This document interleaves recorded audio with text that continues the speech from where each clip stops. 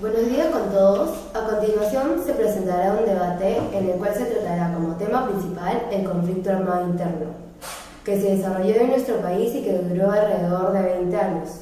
Abimael Guzmán fue la persona que inició este movimiento político con Sendero Luminoso, un grupo de terroristas.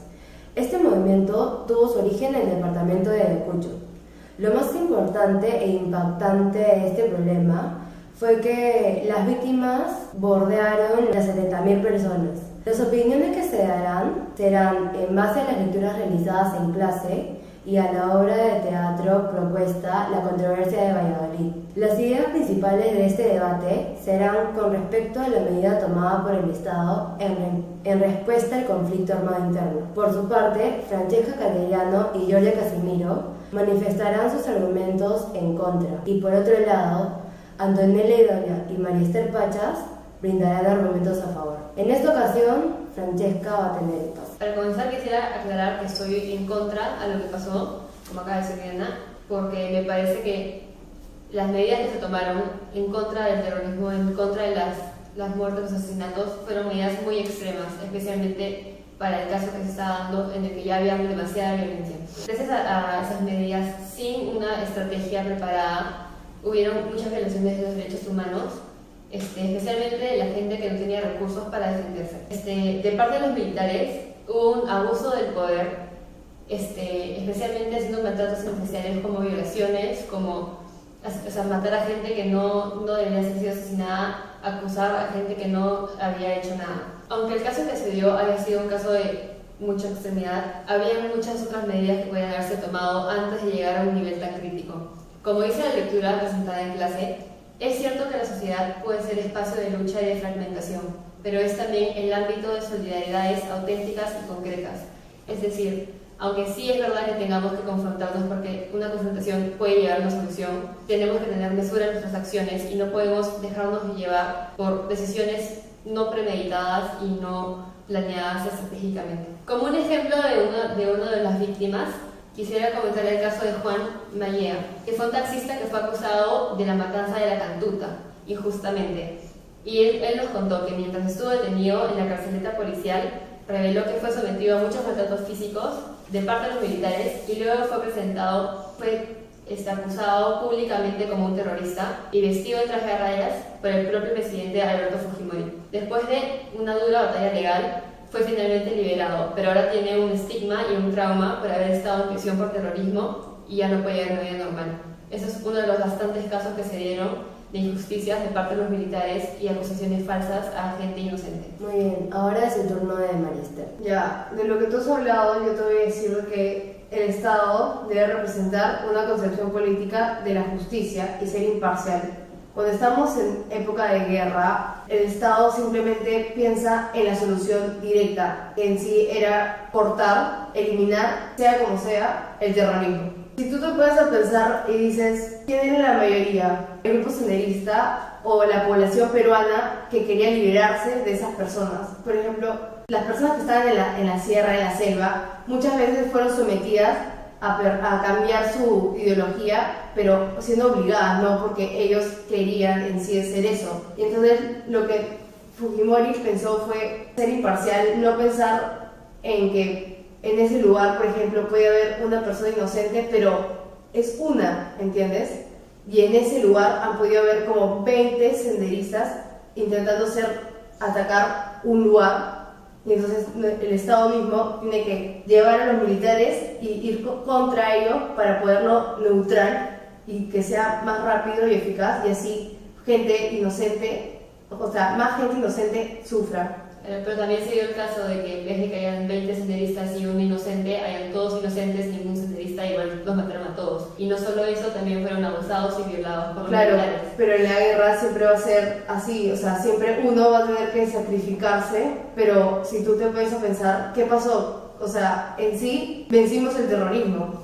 Claro, pero después de muchos sacrificios, y de hecho tienes tú de escoger a quién vas a sacrificar por el bien del otro. Tú te pones a pensar en el daño que los militares hicieron, pero no te pones a pensar todo lo que hizo el terrorismo a las personas inocentes. Los militares no lo hicieron con el propósito de dañar a gente inocente, sino de atacar a los senderistas de cierto modo. Pero si uno de ellos era inocente y 20 eran terroristas, bueno, entonces igual tenían que atacar. Uno podía que sea inocente, pero ahí estaba la mayoría, nos dejamos llevar por la mayoría. ¿Y cuál era la necesidad de entonces, antes de matar a la gente, violar sus derechos? Violar a sus mujeres, violar a sus niños, violar a sus... ¿Pero acaso ellos no hicieron lo mismo con las Claro, familias inocentes? Los terroristas hicieron lo mismo, pero los militares no son terroristas, los militares son los que defienden al pueblo, no los que violan sus derechos.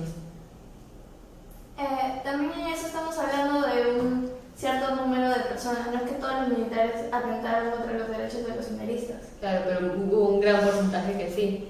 Pero no fue de los senderistas, o sea, los derechos de los senderistas fueron ya, ok, porque, escucha, es una defensa, es un tipo de defensa, pero gente que nunca estuvo involucrada en ningún tipo de caso, como en mi caso, como el caso que presenté, que acusaban a la gente inocente, sin tener pruebas suficientes y los obligaban a tomar la culpa y después iban a la prisión sin tener una base del porqué. Lamentablemente el momento que ponen esto, que es el estado de emergencia, es un momento en el que los derechos de cada persona, por tratar de atrapar a los terroristas, sean relevados, se podría decir. Entonces los militares pueden llegar hasta utilizar esto su poder para llegar hasta las cabecillas que eran Abimael Guzmán, en este caso.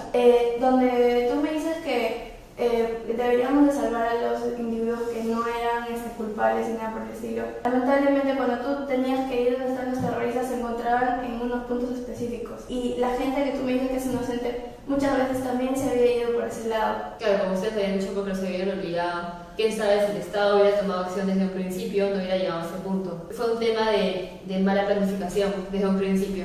Los ciudadanos no nacen como individuos libres. Aquí ese es un país legislativo que tiene que cumplir las leyes y los senderistas simplemente no lo hicieron, simplemente querían fijar su ideología y meterse así de frente y dañar y afectar las leyes y cambiar sus normas y ponerlas de ellos, y definitivamente eso no puede ser aceptado en un país como este. Claro, pero también debes recordar que según Marshall existen tres elementos de la ciudadanía, que son el elemento civil, el político y el social. El civil es constituido por los derechos de los individuos, el político es también constituido por los derechos de participación política y el elemento social es constituido por el derecho al bienestar y a la seguridad. Todos estos derechos se ven afectados. ¿Qué pasaría si uno de tus miembros de familia salen afuera de la calle y de pronto los atacan, los secuestran, los violan?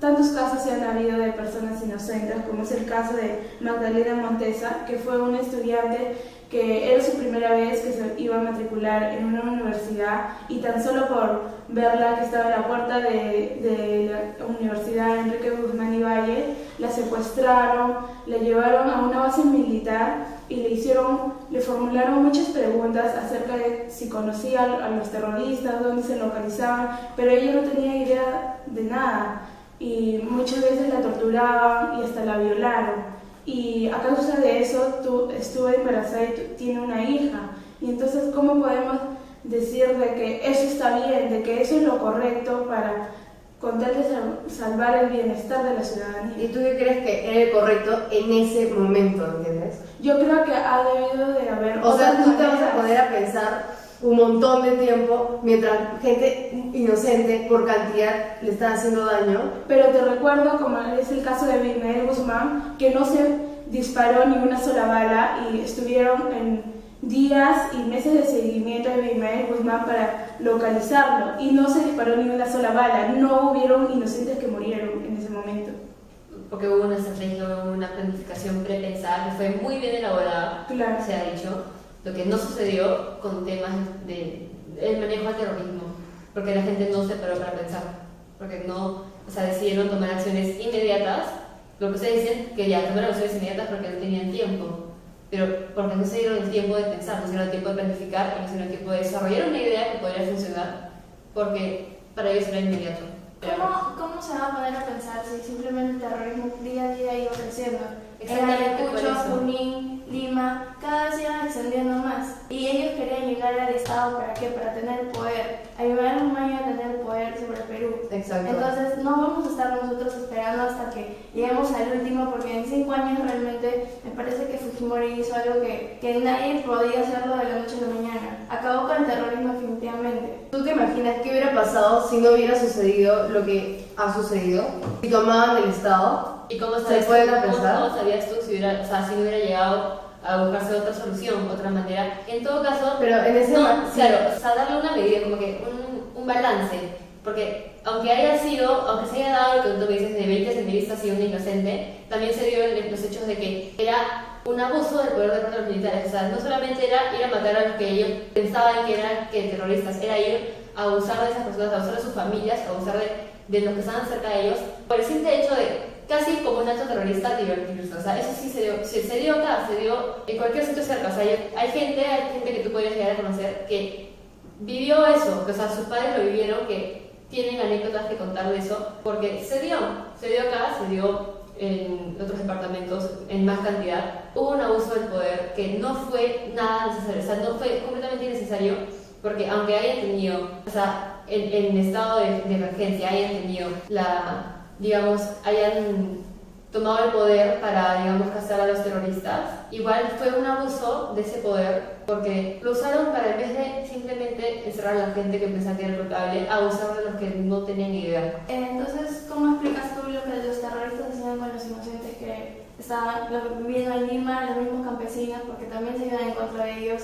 O sea, ¿cómo explicas el ataque de ellos hacia los campesinos? Porque también, como te comento, acá nos comenta el señor Morales Lima, que entraron a su casa los terroristas, simplemente quisieron meter ideología a su abuelo. El señor bajó, comenzaron a hablar con él, el señor tenía 80 años, o sea, era un anciano ya, y simplemente el señor no se dejaba dominar, dijo que no quería formar parte de eso, lo hicieron arrodillar, el señor se volvió a parar, lo hicieron arrodillar, el señor se volvió a parar, simplemente no quería seguir esa ideología, y por el simple hecho de no seguir esa ideología le metieron un cuchillazo. Salió una niñita en defensa de él porque simplemente están los sentimientos de por medio, y le hicieron lo mismo. O sea, ¿cómo explicas tú eso? ¿Eso no es maldad? Eso es maldad, y eso es maldad de parte de los terroristas. Exactamente lo que no debería haberse rebajado a los militares. Si hay eso de parte de los terroristas, ¿por qué necesitamos que los militares hagan exactamente lo mismo? O sea, si hay ese nivel de violencia de parte de los terroristas, ¿qué sentido le encuentras en que los militares hagan exactamente lo mismo? ¿Y cómo podemos acabar con ellos? Pero tendrías que ponerte a pensar que qué tal si fuera tu familia, qué tal si tu familia se vio afectada, le tiraron un disparo a tus padres o mataron a tus hermanos. Pero al final de todo fue un final para un bienestar de todos. No, de ¿entiendes? todo no, porque No fue un bienestar de todos, porque mucha gente... Pero tú ahora, ¿cómo vives? ¿Tranquila o no? yo Vivo yo tranquila, vivo pero- tranquila. vivo Y tú tran- vives tranquila. La gente Pero que a cuesta sufrió de vive otras tranquila. personas, a cuesta de otras personas viviremos tranquilas. Yo creo que tú no aceptarías que digan, ya, por acabar con el terrorismo, que maten a mi familia, que violen a mi madre, con tal que vean que en mi familia no hay terrorismo, no hay O sea, ningún integrante. Si yo O sea, presenciara la muerte de mis padres, si yo viera cómo matan a mis padres, sea terroristas, sea militares, yo no podría vivir en paz, jamás. Claro, y esto Jamás. tiene relación con la controversia de Valladolid, porque muchas personas indígenas eran esclavos y eran maltratados y asesinados. Hubo violaciones atroces. Tú no te pones en sus casos de ellos porque no tienes familias indígenas, no tienes familias que viven en esclavitud. Y por no ponerte en el simple hecho de ellos, si tú dices que ya ahora fue un bienestar, no es para nada justo. Claro, o sea, como igual que se trató en ese caso, de la misma manera que los indígenas habían sido maltratados y tratados como seres inferiores a seres humanos, o sea, lo mismo pasó con nosotros, o sea, con la gente que sufrió, los trataron como menos que seres humanos. Les quitaron todos sus derechos y mataron a todas sus familias y mataron a toda la gente que podría ser importante para ellos, o sea, es una relación completa, en mi opinión. A ver, ¿no tienen algún otro argumento en contra? O bueno, a favor. Ya, que los terroristas no tenían medida de matar, simplemente por el hecho de que no les salía bien su plan o el hecho de que querían seguir avanzando, se le ponían en su camino, simplemente los mataban, niños, jóvenes, ancianos, no les importaba nada. Eso es todo. Proseguiremos con la conclusión. Los argumentos en contra para frenar el terrorismo implicó, 1, violación de los derechos humanos de gran cantidad de pobladores. 2, el abuso de poder por parte de los militares, ya que muchas personas fueron maltratadas, violentadas, torturadas cruelmente e innecesariamente. Y por otro lado se evidenció la falta de estrategia por parte del Estado, que no supo manejar muy bien la situación. Por el lado de las manifestaciones a favor, se dice que fue la única y la mejor manera para combatir este problema. En segundo lugar, fue por la forma en que se pronunciaron los terroristas, que no fue la adecuada, ya que fueron ellos los que empezaron con la violencia. Y tercer y último punto fue que fue una respuesta a las constantes agresiones por parte de los terroristas, es decir, los sanderistas. Muchas gracias. ¿Cómo viviste el conflicto armado interno? Con mucho miedo, ¿no? Mucho miedo a lo que pudiera pasar, porque si bien es cierto que esto empezó en provincias, llegó a Lima. Tuvimos que convivir con el terrorismo porque realmente estábamos obligados, puede decir, a respetar algunas reglas. Se escuchaban muchos muertos, asesinatos, inclusión de terroristas en diferentes lugares, era terrible. ¿Te afectó el conflicto armado interno?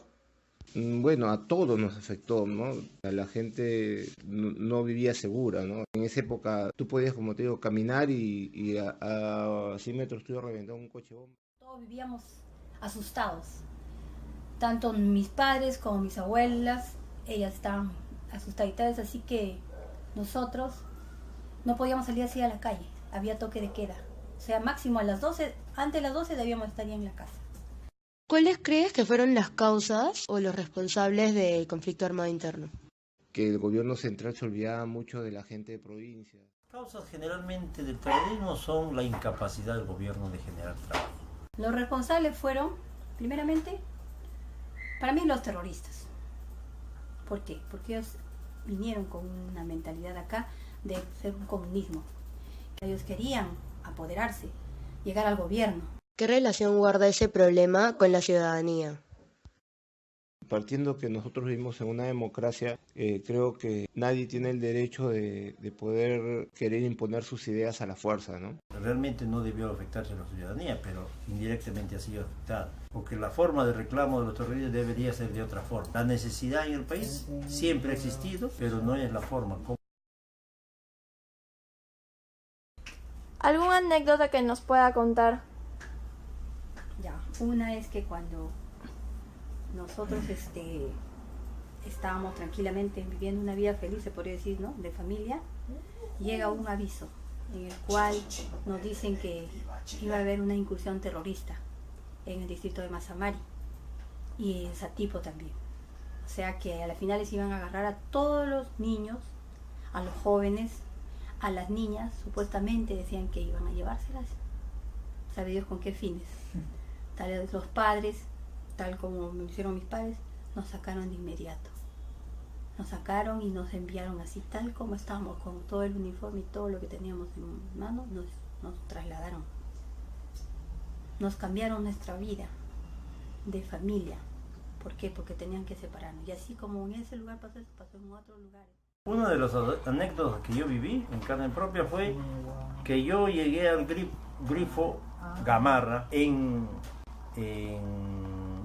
Ñaña y me indicaron algo, como se puede decir, unas señas que me hicieron para no estacionarme en el grifo. Pero como fue tan rápido, yo estacioné el vehículo nada más, bajo del vehículo y una explosión. El resultado, prácticamente tuvieron que operarme de emergencia porque se incrustaron 2 esquirlas de una bomba casera. Una. Y posteriormente fue en la zona de Uchiza, cuando yo viajaba, llegamos pues a un puente que se llama Puente Uchiza, nos estacionamos para descansar. Yo estaba con mi chofer y mi ayudante y quisimos dormir en esa zona. Y la realidad es que no podíamos dormir, no sabíamos por qué. Nos estacionamos, avanzamos más o menos 2 kilómetros y encontramos una casita donde pudimos descansar. Y a la mañana siguiente comentamos eso y la realidad era que donde nos habíamos estacionado había 3 montículos de arena en el cual cada montículo era una persona enterrada, porque en esa zona no se podía levantar un muerto, solamente se puede decir los alcaldes ordenaban tapar con arena cada muerto que se encontraba a causa del terrorismo.